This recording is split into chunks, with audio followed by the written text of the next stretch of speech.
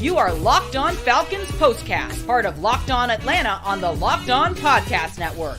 Your team every day. Welcome into the Locked On Falcons Postcast, your home for the best Falcons talk. It's local insight you can't get anywhere else, but right here at Locked On. I am Tenitra Batiste, and joining me are Aaron Freeman and Jarvis Davis. Today's episode is brought to you by FanDuel. Make every moment more. Right now, new customers get $150 in bonus bets with any winning $5 moneyline bet. That's $150 if your team wins. Visit FanDuel.com/locked on to get started. The Locked On Falcons Postcast is also part of the Locked On Podcast Network, your team every day. Now, speaking of team, this team that is yours here in Atlanta, rough go for them today as the Saints absolutely took over in the second half of what was actually a very close game before that third quarter. Saints went on to score 14 in the third quarter, 17 in the fourth, and beat the Falcons 48-17. Now, of course, we are going to deep dive into exactly what happened in the game today. And we're going to talk about what's next, because there are some potential directions of how this game and really the last couple of games that the Falcons played can impact what happens tomorrow and honestly all and through the offseason. But first things first, let's talk takeaways. Aaron, your top takeaway of the day was it was a great first half. And then you can't really remember what happened next. Yeah. The Falcons played reasonably well in the first half. You were like, okay, we got some explosive plays from Scotty Miller and Bijan Robinson. Desmond Ridder was efficient. Run game wasn't working particularly great. The defense didn't have its best game, but you were like, okay, this is pretty good for the first half. It's a pretty competitive first half, 17-7. So as far as I'm concerned, this was a tie game because I don't remember what happened in the second half of this game. Did the Falcons lay down and die in the second half? Maybe. I don't know. I just came back and saw the final score. I'm like, oh my God, 48-17. How did that happen? That's not the team I saw in the first half. The second half Falcons, what is this looking like? So, if you want to take any positive from today, it's like, hey, they look pretty good in that first half. But after that, it was like, very Bill Belichickian. Yeah. And the way that you said it, Aaron, is probably that is absolutely probably the way that most people feel. Like there are no words, just mumblings and grumblings about what we saw today. What about you, Jarvis? You said all it takes is one. Yeah. So, it's so amazing how, as people who cover this team and fans of the team, and, just from a fan standpoint as well, we're so conditioned to understand that it's going to happen and it being something bad. And when you think about the way Desmond Ridder played, it's fitting. It's so fitting for him to come out on fire like he did. And then for them to use Bijan Robinson in both aspects of the game, as far as turning around and handing it off to him and being able to throw it to him. He take it, 70-something yards for a touchdown. Oh, my God, down the sideline. Oh, man, Aaron, I know you love that blue magic, man. It's great to be able to see that. But, just what happened that has been happening all year. Desmond Ridder turns the ball over. This is what he's conditioned to do. It is in him. He's lived it. I want to go to my Bane voice because we understand that he's going to be the guy to continue to turn the ball over. See, I'm going crazy because I'm so tired of seeing this. I told you I've been out on Desmond Ridder for quite some time because dude is just bound to turn the ball over. And then when you have two evenly average teams playing against each other, that's what's going to happen. It happens all the time because you're just not good enough offensively to be able to turn the ball over like that. And then defensively, you just had one of those days where you just can't figure out a way to stop the run. And then when you get a team like the Saints, a two-way go, and your arch nemesis and Taysom Hill, when he gets in the game, they just go dumb, like, oh, okay, we don't know whether they're going to run or pass or not. But you know what Taysom Hill is going to do. So it just seems like, when you're in a game like this, a rivalry game where teams know each other very well, it just seems like when you are turning that ball over, you're bound to lose. You're bound to lose. And when Desmond Ridder is in the game up under center, he's going to turn it over. Yeah. And it's interesting because when you look at the fact that their records are kind of juxtaposed in these last, say, 5 weeks, right? And you thinking to yourself, but there's one key term that you mentioned, Jarvis, which is why I was thinking, okay, hope kind of should spring eternal, because yeah, the Saints had won 4 of their last 5. Yeah, the Falcons had lost 4 of their last 5, but it's the Saints and the Falcons. And anything can happen because it's a rivalry. I mean, they came into this particular game dead even. 54 wins for the Falcons, 54 wins for the Saints in the series, right? And then all of a sudden, and I'm just going to be honest with you guys, and that kind of takes me to my takeaway as well. I was listening to the radio broadcast as I'm like driving home or driving to the gym and then into church rather. And everything was good as I'm listening to the play-by-play guy, Mike Haas, whom we all kind of know and love in New Orleans. So Mike going back and forth with the radio broadcast team for 92.9, the flagship station for the Falcons. The minute they get off the line, the minute Chris Goforth wraps his interview, Chris Goforth, of course, with the pregame show for 92.9, he wraps up with Mike JD. He wraps up with Mike Free, and all of a sudden he goes, and we just received confirmation that Desmond Ridder will be the starter. Like, you got to listen sometimes to tone, and he said it straight away, but for me, all I could hear was, oh, this ain't good. This ain't good for the Falcons. And as we get into the game, it just, like you said, Jarvis, unfortunately for me, I kept thinking, all right, the Falcons are battling through, but there was something that was just nagging at me that said, but something is not going to go well. And then all of a sudden, like you said, it's the interception and then it's the fumble. And those are both mistakes by Des Ridder to the point where the third turnover of the game, the Logan Woodside interception that was darn near a pick six, doesn't even matter because the guy that we really thought was going to be the one that was probably going to give this game away, gave it away to the point where I said, you know what? You can't save him. He don't want to be saved. Just no. Just no. Yeah, it's truly unfortunate because I talked about this on the NFL Kickoff Live show, just saying how if because we didn't know that whether or not Taylor Heineke was going to play, and then they said they were going to take it up to Right. to the pregame. And I said, if Desmond Ridder gets into the game, we know exactly what he's going to do. And so that's why the tone and tenor changed, because we know he's been consistently known to turn the ball over, whether it be a fumble or interception. It's just how he does it. I don't care how great he's playing. And we saw it. He got off to a really good start. You're like, oh, man, maybe, but no. Right. And he was driving them down to get a field goal to go into halftime, and you knew they were going to get the ball back in the second half, right?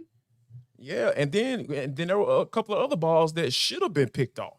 And when he had Drake London down on the 3rd and 1, which was a questionable call as well, he threw the ball on the inside shoulder of Drake London, and then the safety was right there when Drake London had the man beat. All you got to do is just throw the ball up the field on his outside shoulder. He probably still running right now, because Drake London ain't the fastest drawing the book, but it's just so many things that we question, whether it be play calling, whether it be, quarterback play. And I think that, that's why I've been saying this. I've been saying this for a long time. There's no reason for you to look at, these last few games and say, oh, well, this is going to determine whether or not Arthur Smith keeps his job. You got to look at the body of work. Never averaged over 20 points a game as a former offensive coordinator. You only scored 30 points 4 times in 3 seasons.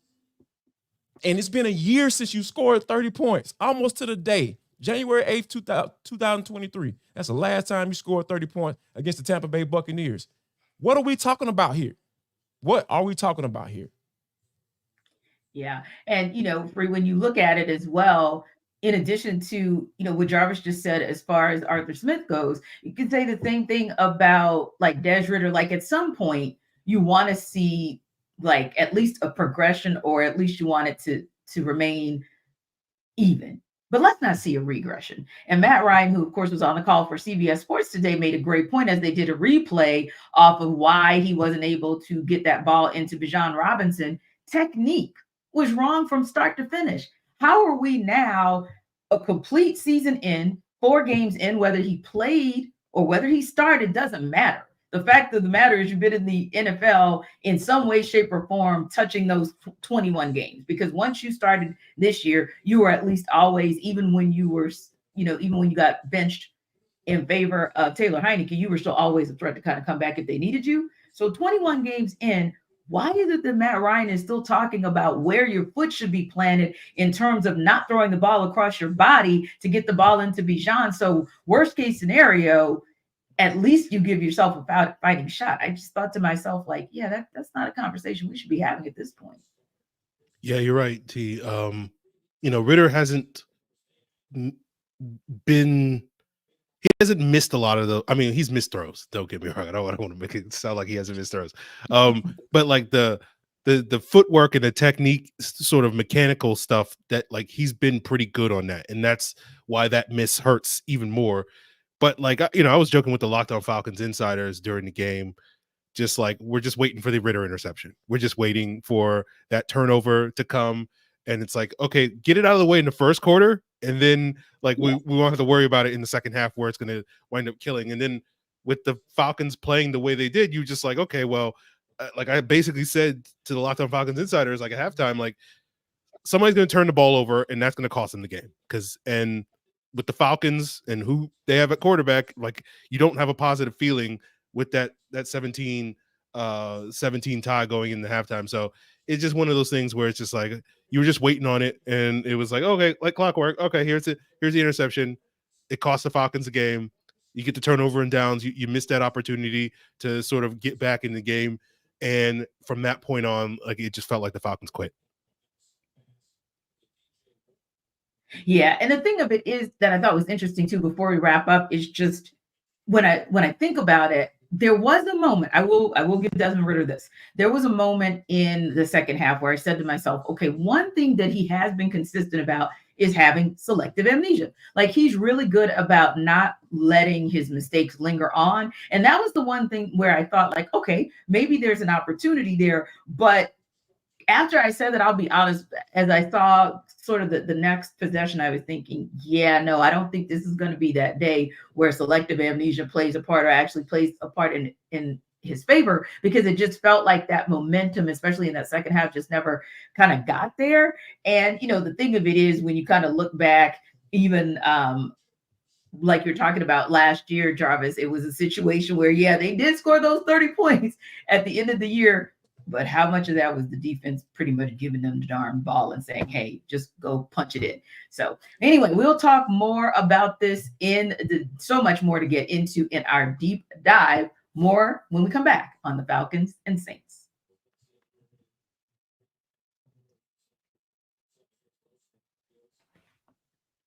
This episode of the Locked On Falcons podcast is brought to you by LinkedIn.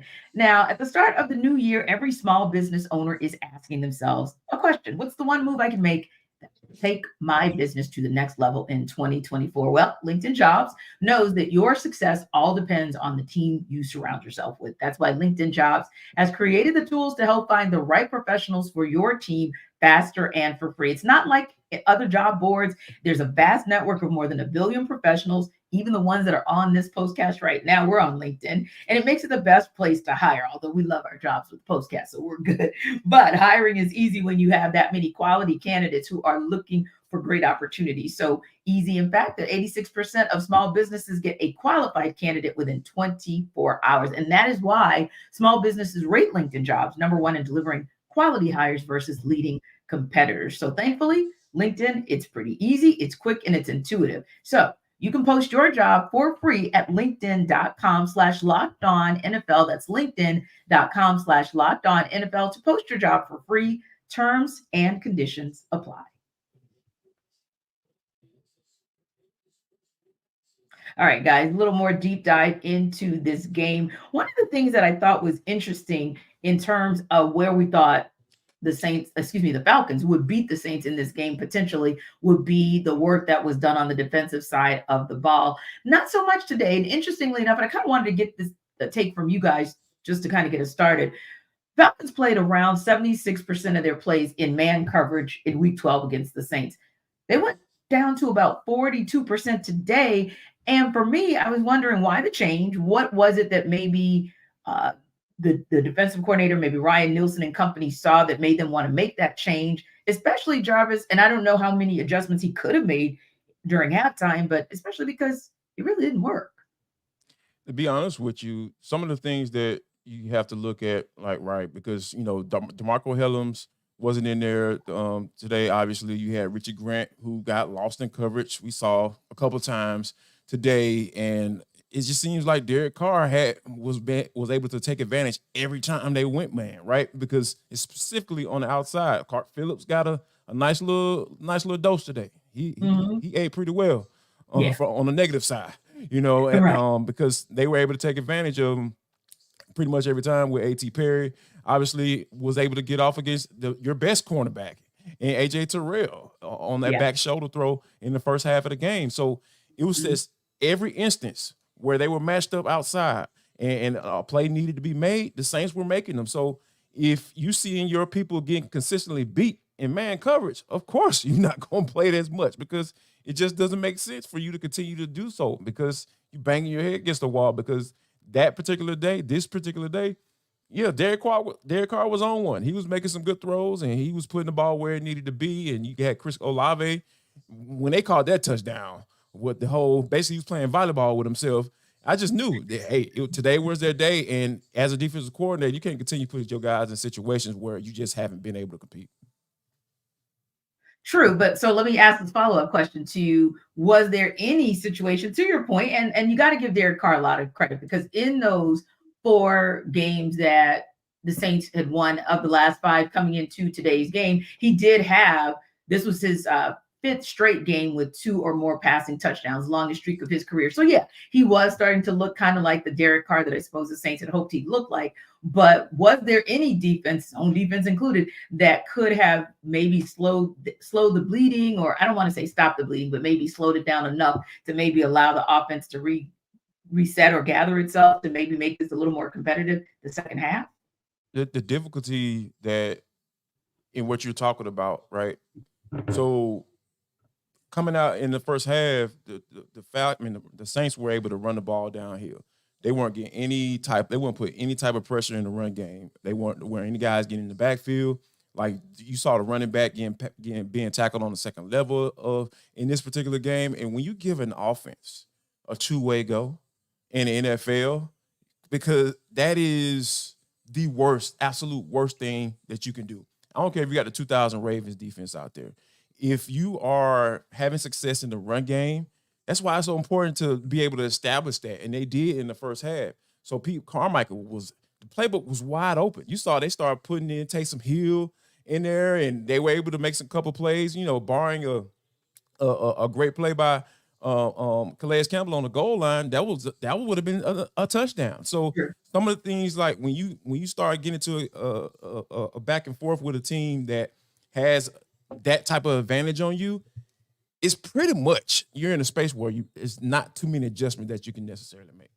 True. And when you look at the fact that they were averaging over 4 yards, almost 4.5 yards per carry, and you look on the same token, and yeah, Derek Carr had a nice game of 22 of 28 for 246 yards, but when you can balance that out with 154 yards on the ground, yeah, it does make for pretty much any scheme you kind of put out there kind of neutralizes it because you're so effective in both phases of the game. Now, speaking of that free, like Jarvis just said, I mean, the Saints just kind of ran roughshod in this first half, but particularly there was this stretch in the second half where they ran 5 straight plays on the drive that ended the third quarter and then took you into the fourth quarter. And that's kind of what they did all day to get the 35 carries, 154 yards, the 2 touchdowns on the ground. But it was so interesting still to me because, yeah, we knew that the game would probably be won in the trenches, but I'll be honest, I don't think any of us could have expected that the Saints would have really, really manhandled the Falcons at the line of scrimmage and really, really won in the trenches quite like this.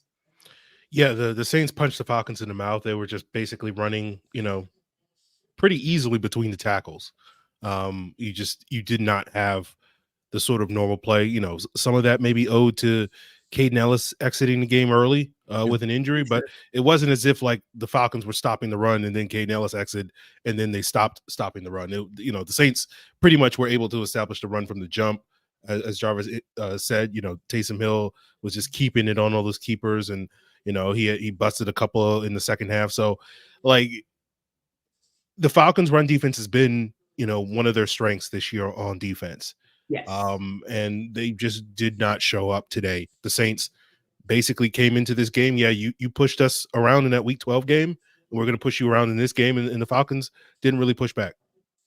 Yeah, and it's interesting that you mentioned that, because I know we talked about it before a couple weeks ago when we saw Kentavious Street go out, and it was one of those things where, was it the Bucks game? I think it was, where the Bucks, they had the run game contained, and all of a sudden he goes out and it's like the Bucks just kind of go roughshod. So yeah, you are mindful that there are some players who would have been a part of that run stop defense that simply weren't there.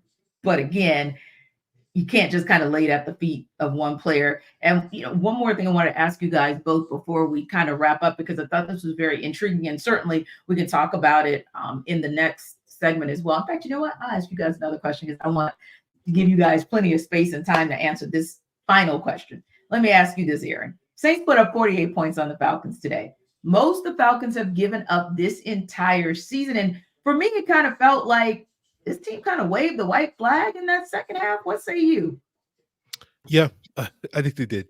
I think once the Falcons had that turnover on downs to sort of close out the third quarter, like they knew that was kind of their last real shot to really get back in the game. And then, the defense held the Saints to a field goal there. But, basically you had that bad snap from Ryan Newsel and botched exchange, whatever you want to call it, from Desmond Ridder. And like at that point, the game was done, and the Falcons just basically laid down for the rest of the game. Yeah. And it's interesting because I was looking at the replay and listening to the TV commentators, and they were saying, it just felt like Des Ridder was still communicating with Ryan Newsel. And I said to myself, yeah, but here's the problem. That's happened with a guy that he was communicating with on a more frequent basis when Drew Dahlman was in. It was no different. So I wish I could say that I would have been comfortable thinking maybe it was because Newsel was in and not Dahlman. But honestly, that's just something we've seen the entire season, JD. I didn't feel like it was much different from anything that we saw as far as like the chain of events that led to it than what we saw today. Yeah, it was weird, because when you think about like seeing, when we found out that Desmond Ridder going to be the starter, I got the little update in my email and everything, and I was like, oh, okay. Then I saw that Taylor Heineke was going to be the emergency quarterback. He was going to dress out, but Logan Woodside was going to be the backup, and I'm just like, okay. And I would have never thought that with 5 or 6 minutes left in the game, we would have seen number 11 come into the game. I was just like, what is going on? Why is this man in the game? Is Desmond Ridder hurt? Are you saving him for some reason? Like, you scared he's going to get hurt? Like, or do you think you're up in the game, Arthur Smith? So why is 11 going to the game? So it's just so many. It's just weird. It almost seems like they did wave the white flag, and Arthur Smith was leading the charge. Like, well, this is over. Logan, get in there. Let me see what you got. Maybe Arthur Blank can see something in him. Like, whoa, maybe he could be the starter next year. And he could be sold on him being the starter quarterback in the summertime. And then next thing you know, he gets benched 3 times. Well, let me stop going down that road. But yeah, it did seem like they waved the white flag, because it's at the end of the day, you want your team to, you got to look at the message that sends to your team. Yeah. What about the defense? Like, I know the defense gave up 48 points, almost a 50 piece on the road, but you putting your third string quarterback in now? Like, what does that say? All right, we're just going to save everybody. Save everybody for what? This is the last game of the season, sir. Yeah, because I think we know, if nothing else, to me, well, I don't want to say we know. In my opinion, all Desmond Ridder could have been playing for was to be the backup quarterback. I mean, honestly, I don't think there was anything else that he was going to be able to do but show that he could be a quality backup in an emergency situation. That was kind of all that I was looking for. Even if the Falcons had won the game, by the way, that would have still been my assessment of who he should have been or who he could be for them. So, anywho, guys, you know that it is now time to have that difficult conversation. The uncomfortable ones that people really. Look, I was trying to build it up into something. I was that kid in the back of the class that I always want to open his mouth and say something. Jarvis like, play out for my daughter. Is it really that difficult? No, it's not. Well, you know what? It is what it is. And on that note, since Jarvis said it's not that difficult, we're going to have that conversation on the other side that you guys know is coming up. Before that, I want to tell you guys who this episode is brought to you by, because that's actually one of the best parts of Locked On Falcons, our postcast, and that is that our episodes brought to you guys by FanDuel. FanDuel is, of course, the official partner of the NFL. And as this regular season is wrapping up miraculously and excitingly, there's still time to get in on the action with them, because they are America's #1 sportsbook. Right now, new customers get $150 in bonus bets guaranteed when you place a $5 bet. That's $150 in bonus bets, win or lose. Now, the app is so easy to use, very user-friendly. There are so many different ways to bet, like live same game parlays, finding bets in the new Explore tab, making a parlay in the Parlay Hub, which is the best way to find popular parlays, by the way, and so much more. So visit FanDuel.com/locked-on and make your first bet a layup. That's FanDuel.com/locked-on to make it a layup for you. Again, really easy, really simple. FanDuel.com/LOCKEDON. And don't forget that FanDuel is the official partner of the NFL.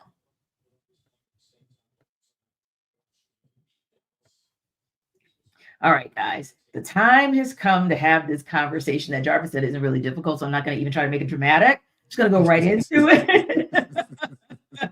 Now that the 23 season is finally a wrap, at least for these Falcons, it is. It ends the third year of Arthur Smith's tenure with another 7-win season. They're wrapping up, of course, in a 17-game season, 7-10. So, Jarvis, I'll let you take a crack at it first, since you think that it's really that simple. Where do we go from here as it relates to Arthur Smith? I think Arthur Blank just needs to bunker down and make the decision and say, you know what? This is unacceptable. You all gave me a 3-year plan, and y'all did not go through with it, regardless of money in the first 2 years, or regardless of being able to have money in that third season and not necessarily what $190 million or whatever that number is in free agency, and spending money and bringing people in on the defensive side of the football, spending all that draft capital, drafting pass catchers in the first round in 3 consecutive seasons. That tells me that you are offensive oriented, but you haven't executed regardless who's at the quarterback spot. You are the play caller. You are the head coach of this team. And for you I can count on one hand how many times you scored 30 points in 3 seasons. It's not good. I'm just sorry. At the end of the day, that's what it all boils down to.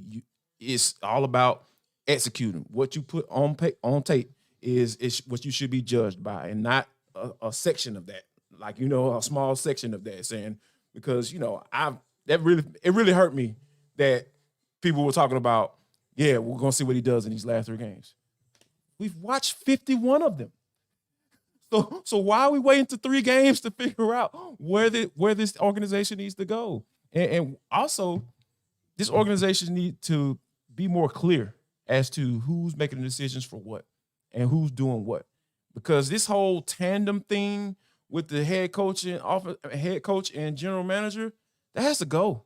It's time for that to go. Because every time this team fails, which they've done 6 consecutive seasons,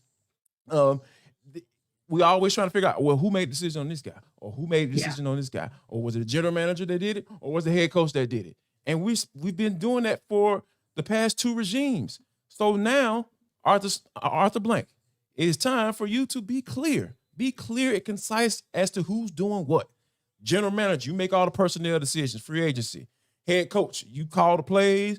You doggone come up with the schemes. You do all of that. With the groceries that you're giving, you do it. You make it work. And if we see on the field that the groceries aren't good enough, that means the GM got to go.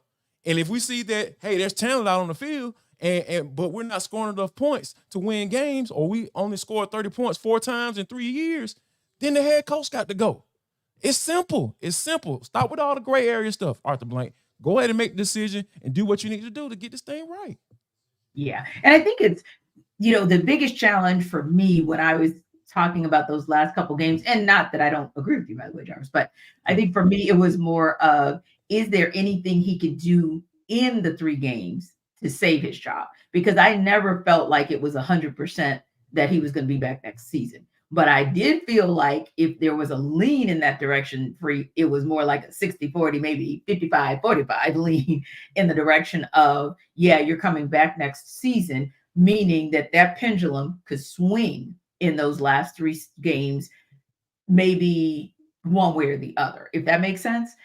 I just felt like, and that goes to the comments that we had heard about him, Arthur Smith, that is, being safe, barring a catastrophic situation, right? Well, I'm not sure it gets more catastrophic than 29-10, because remember, these comments came in just before the last 3 games of the season. So I'm not sure if there's anything more catastrophic than 29-10, 37-17, and 48-17 to your rival in a game that has not just postseason implications, but has implications across, as I've been saying from day one, and I'll take one piece out of that, but implications for those who suit up on the field, implications for those on the sidelines, and maybe implications for those in the front office. Although I'll take that back at this point, because I still, as I looked and kind of thought it through, I feel like Terry Fontenot is pretty darn safe. But again, now we're here. So Free, my question is, whether it's Colts, Bears, Saints all together, Saints by itself, or Bears and Saints, catastrophic enough here to make a call? Yeah, I mean, we heard that barring a late season collapse, and Yes. you look at those last 3 losses, and it feels like a late season collapse. Losing to Carolina, losing to Chicago in the fashion that they did, losing to the Saints in this fashion. Yep. It's hard to deny that, like, this team, which had been competitive pretty much in every game, we talked about it, every week, where it's like, okay, it's going to be a 1-score sort of ball game in the fourth quarter, and we'll see if they make the plays that they need to make in order to win those games. They obviously didn't make it against Carolina, with Desmond Ridder having that pick and the defense giving up a 95-yard drive. They played well against the Colts, and you're like, okay, maybe they will finish the season strong, and that will give you something positive. And then to basically get blown out by the Bears and the Saints to wrap up the season, that's kind of your litmus test right there. So I think if you're Arthur Blank, I mean, you can sit there and come up with reasons to justify bringing back Arthur Smith, but it does feel pretty much, if you do that, like you're in the exact same situation you were a couple of years ago when you brought back Dan Quinn, and and that team finished the season much stronger. So at least then you could at least make the case, oh, well, they'll carry this momentum into the next season. Right. You can't make that case with this team. And so, like, if Arthur Smith comes back, I guarantee you, when we do the FanDuel stuff, he's going to be the first coach to be fired. He's going to have the best odds going into the season to be the first coach to be fired. And if Arthur Blank is iffy on whether or not he wants to bring back the coach, if he doesn't have 100% conviction that Arthur Smith can turn this thing around, you might as well just cut the cord now and just move on and start this thing in a different direction.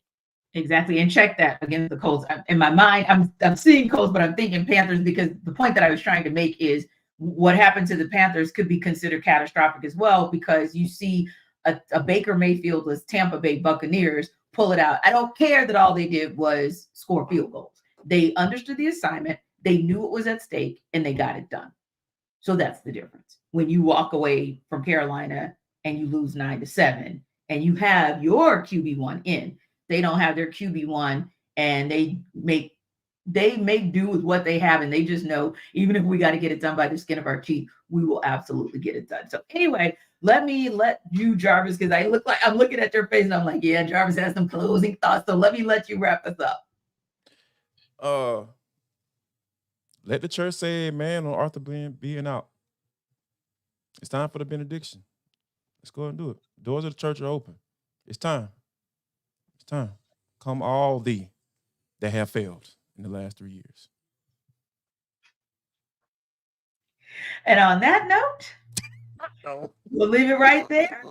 We appreciate you guys. Man, don't look at me like that, man. Please. I try to be short to the Try to keep don't it look at me straight, like that. We'll pray. We'll pray for you. We'll pray for him, and we'll pray for Arthur Smith. Yes. Point blank, period. Listen, we appreciate you guys, as always, for stopping by the Locked On Falcons postcast, your best Falcons talk, because you can get it right here as always. But not just here, you can get it tomorrow because we're going to have, of course, our Atlanta Falcons football party along with our girl, Tori McElhaney, to break this down even more so. And before we wrap up, we got to say Daddy Cash comes through all the time. So we want to thank you for rocking with us always. God bless you. I'll see you next year. There will be better days. And you know what?